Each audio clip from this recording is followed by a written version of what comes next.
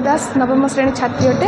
हृत्पिंडर कार्य और गठन मनीषर बक्षीय ग्रह मध्य छदार फुसफुस दुई मझीरे हृत्पिंड थाए। हृत्पिंडर दैर्घ्य हृत्पिंडर ओसार प्राय 9 सेंटीमीटर और लंब 12 सेंटीमीटर होता है।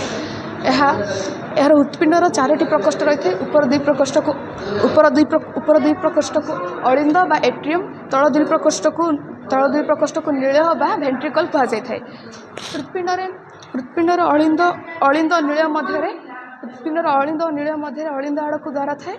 नील और रक्तवाही नली आड़ को द्वार रही है। अंगारकाम्ल युक्त रक्त प्रभावित होता है। बाम अलिंद बाम नील मध्य अम्लजान युक्त रक्त प्रभावित होता है।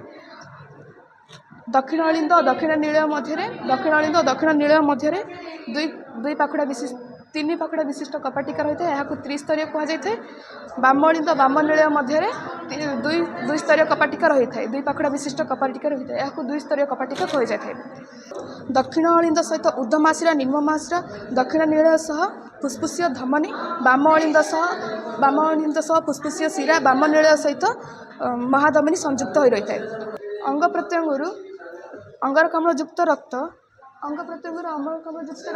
ऊर्ध्वमासिरा और निम्नमासिरा मध्य देखिए दक्षिण अलिंद को आसे। दक्षिण अलिंद दक्षिण नील को आसता।